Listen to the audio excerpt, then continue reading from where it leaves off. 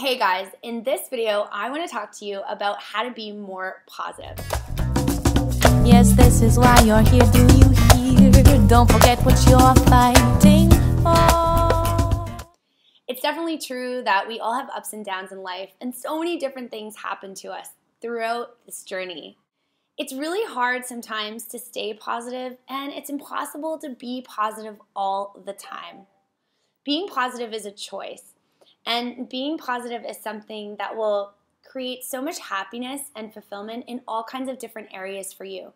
In your relationships, in your careers, in your business, in the things that you choose to do creatively or recreationally.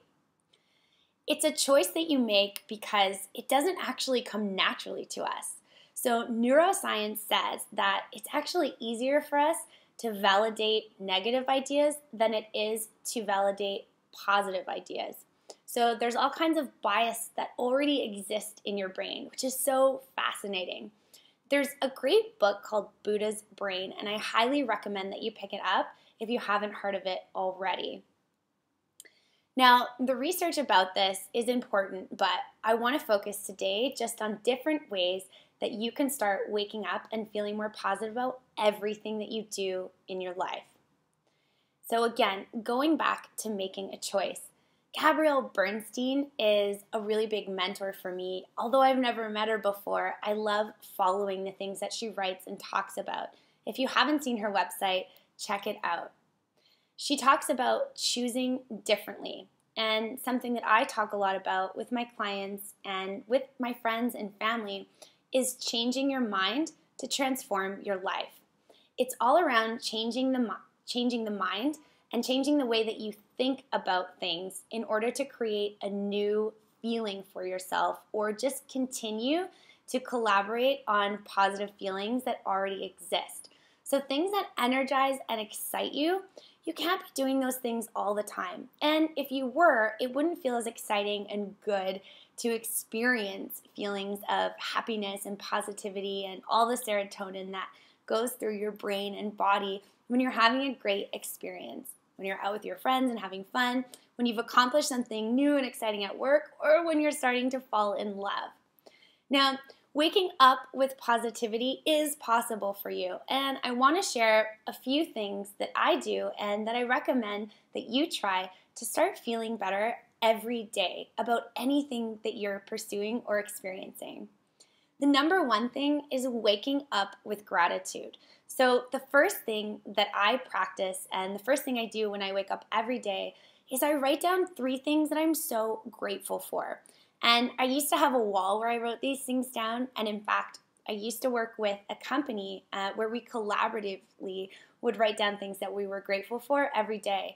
And it was so cool and inspiring to walk in and read that wall of all of my colleagues and friends and to see all of the different things that they were excited about.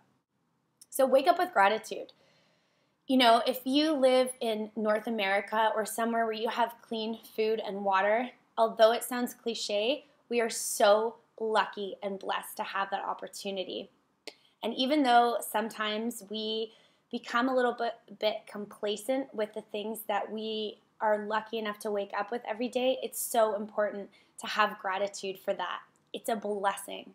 So I wake up and I look around and I'm so excited that I have clean water to drink and that food is accessible for me, and that if I want something, I can choose to create it in my life. So that's the first thing that I wake up and I feel so lucky for.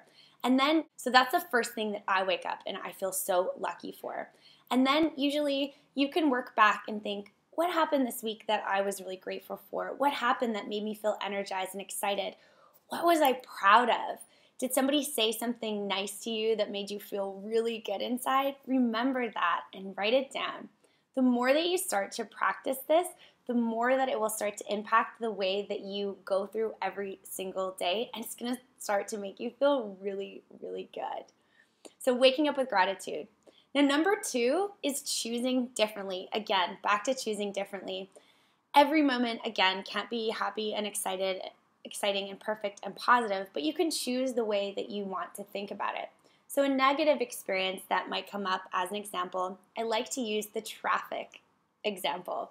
So if you're on your way home, and you're stuck in traffic and you're like, it's, there's so much traffic and it's so busy and I'm going to be late, and you're just stressed out. You had a long day. You just want to get home. What is it like if you just look around a little bit differently, and instead that person who cut you off when you were trying to turn left, you say, I wonder what happened in that person's day. I wonder why they're in such a rush, and I hope that they're feeling okay. You're going to get home eventually, and when you do, you're going to appreciate it more than ever before. So it takes you a little bit longer. Lucky for you, you have lots of hours in the day, and you have time to sit and maybe explore and practice being patient, and maybe you get to stop and listen to a song on the radio that you haven't heard for a while that makes you want to dance. Maybe now that you're in traffic, you get to make time for that podcast you've been waiting to listen to all week. So find reasons and find evidence for why this could be a good experience, or a better experience at least than a negative experience, rather than turning it into something terrible. Immediately, you'll feel a weight lifted off of your shoulders, and you'll start to feel better in each moment and every time you start to practice that. Now, don't be hard on yourself, because sometimes it takes a little bit of practice. You can't just snap your fingers and do it right away, but the more you practice again, the more it will become second nature, and it's going to start making a huge impact in your life. Now, number 3, sometimes we experience criticism, or we experience less than positive experiences at times when we thought outcomes would be different. So if you had a hard day and somebody said something to you that just touched you in the wrong way, or something, it wasn't positive. You didn't get good feedback at work, or maybe you didn't get that job that you were really, really banking on, or maybe you've just ended a relationship, or something has happened. Now, it's really important to just realize that at the end of the day, you're going to be okay. So whatever happens, there's going to be another opportunity, another situation, another time where you'll have positive experiences about something again. It's also important to remember that every time we feel criticized or let down or hurt by something, there are equal opportunities and things that show up for us in positive ways. So when something like this happens for us, although it's hard in the moment, and it could be hard for weeks or months, whatever time it takes for you to recover from that, you can start training yourself to not only recover, but to thrive in moments like this.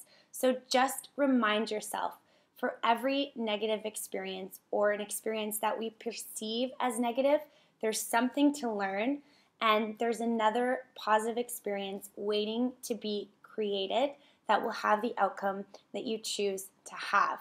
So don't forget that. Number 4 is just deciding to feel excited. Now, a lot of people comment on the fact that I'm excited and happy all the time. And I'm a very energetic, extroverted person. But it doesn't mean that everything is always super exciting and awesome and I'm always full of energy. In fact, I need a lot of introverted space to recuperate and to sort of keep my balanced, positive state alive every day. So I choose to be in situations, and I like to pursue and have experiences that energize me and make me feel happy. I like to choose the people that I spend time with, and if you don't always have that opportunity, so for example, if you're in a workplace and maybe, you don't get along with everybody, or, there's something there that you just don't always, it doesn't resonate with you, that's okay.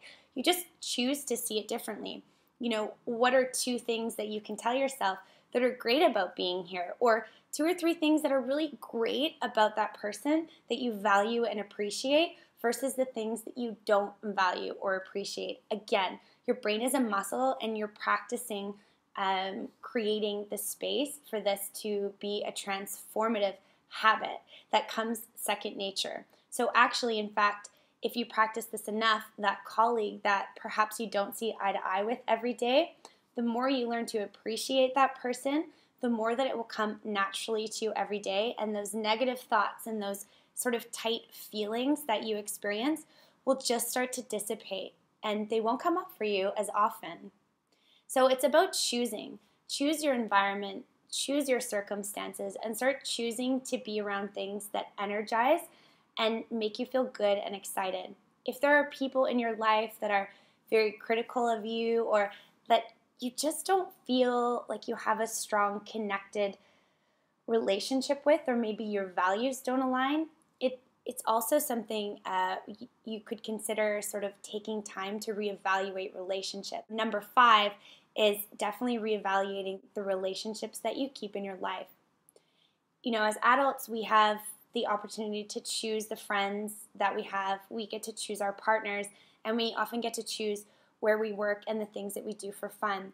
Now, if there are parts or people in these circumstances that don't energize and bring you feelings of positivity, and if you just can't retrain your mind and think your way out of it, sometimes it's good to clarify why we have these relationships in our life and what they're doing for us.